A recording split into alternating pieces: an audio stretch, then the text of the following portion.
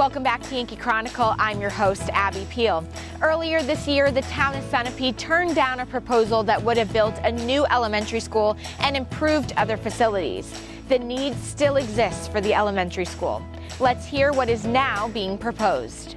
My company works with municipal and institutional clients to help make their existing buildings more efficient from an energy standpoint and also from a facility use standpoint.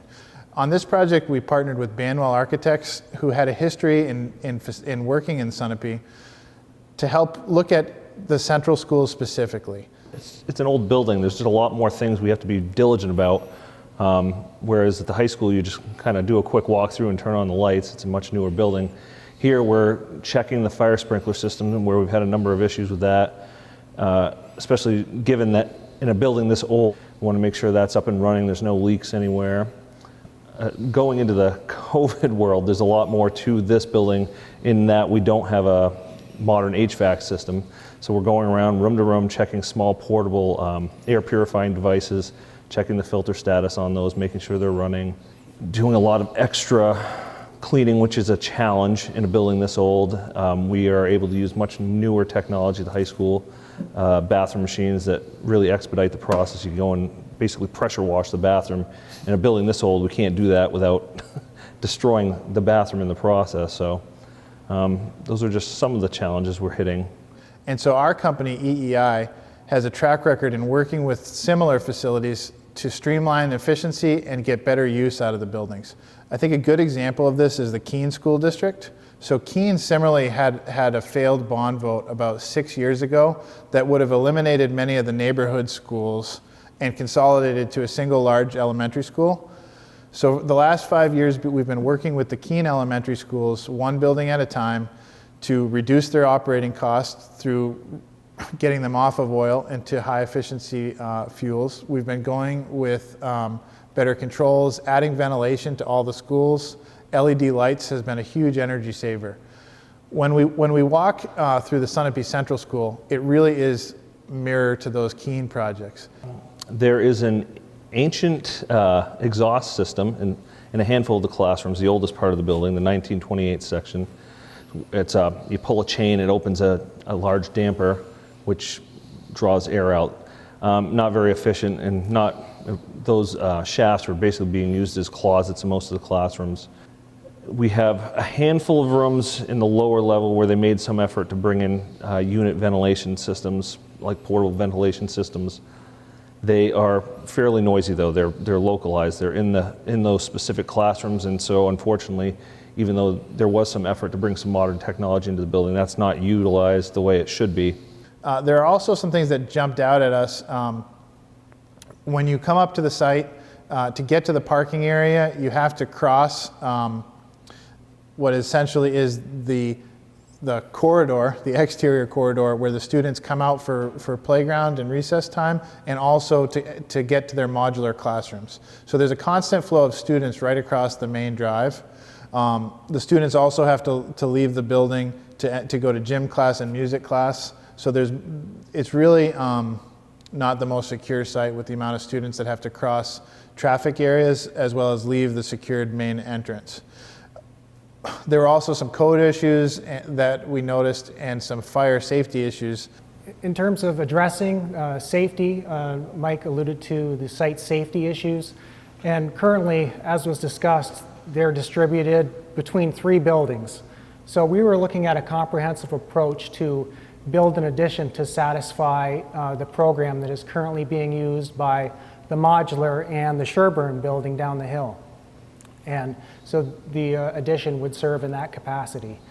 In looking at the deficiencies in the existing building and how to address those, from a security standpoint, currently there is no secured vestibule with an administration directly adjacent to it.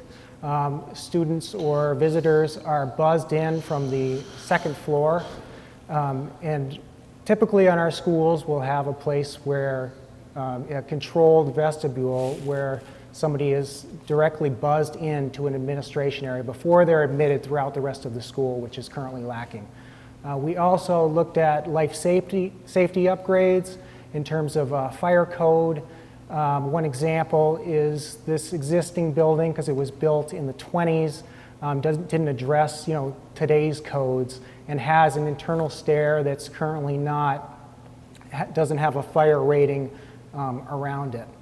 The stairwell goes from basement to top floor without a break. With modern conventional construction, we really want to have a fire separation between each floor so that if there were to be a fire, for example, on the first floor, the students on the second floor could safely egress to the outside. That doesn't exist in this school. If there were potentially a fire on a lower floor, it may be difficult for people on the second floor to get down through that stairwell. So creating a fire safety barrier would be one of the critical things that could be accomplished if this project were to pass. The school board really hired EEI because I don't think they want to see another generation of Sunapee students go through this building without ventilation and without a building that meets all of the DOE recommended safety and health and security concerns for a modern school building. With that in mind, we've outlined two approaches for the board to consider. The first is a comprehensive project which will solve all of the building's near and long-term needs. It would eliminate the modular buildings, have a small addition that would allow all of the building's day-to-day services to be provided at the school. This is the parking lot side where you enter from on School Street, coming up from this side. As you can see, our addition is from here over to this side. This is the elevator that was constructed in 1986 in the original building in the 1920s, and this portion was built in the 60s.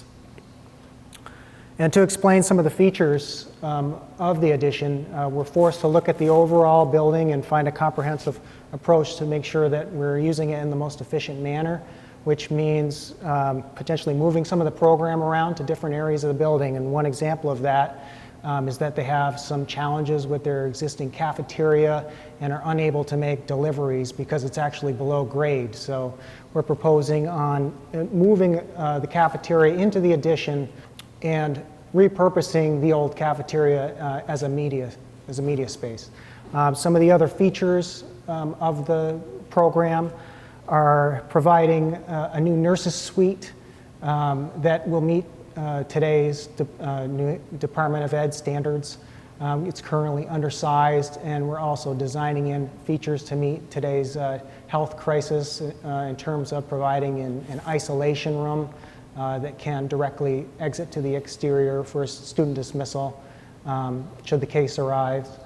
We also have, as I mentioned earlier, a new secured vestibule with an administration suite adjacent to that, and also providing additional classroom space on the second floor in terms of a new music room, a new art room, an additional classroom.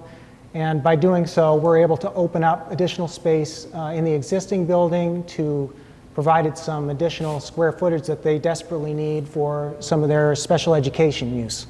During the pandemic, the state put out guidelines that really recommended ventilating as much as possible. It's really hard to ventilate at all in this building.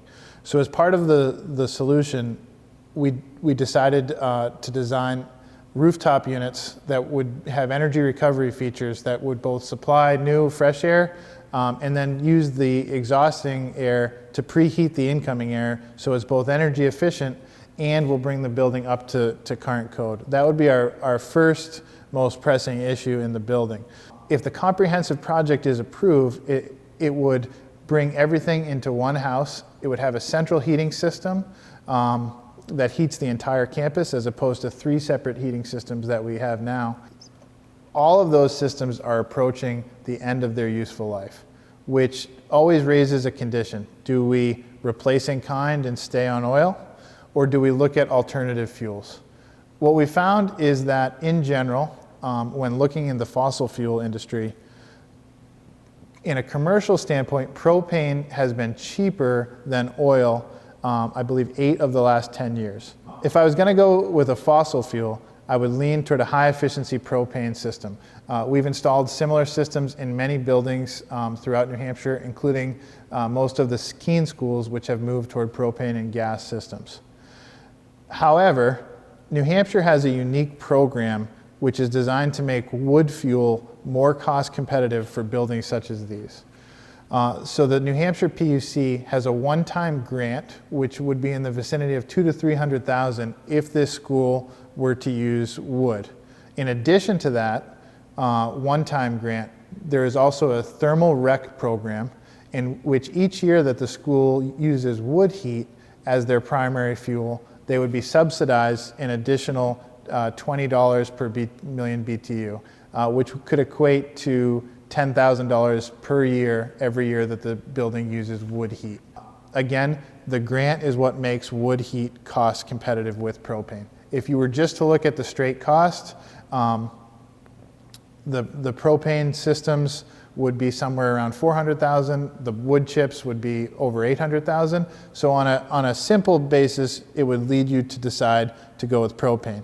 However, when you factor in the grant and the additional recs, it makes it very close decision between going with wood and propane. And then it becomes a decision of, does the community want to move toward renewable heat or not? And the grant makes that decision possible. If that project can't win the support of the public, we've also presented to the school board a targeted project that would just deal with the major current violations in the building, such as the lack of ventilation, the insecure main stairwell, and the end-of-life heating system.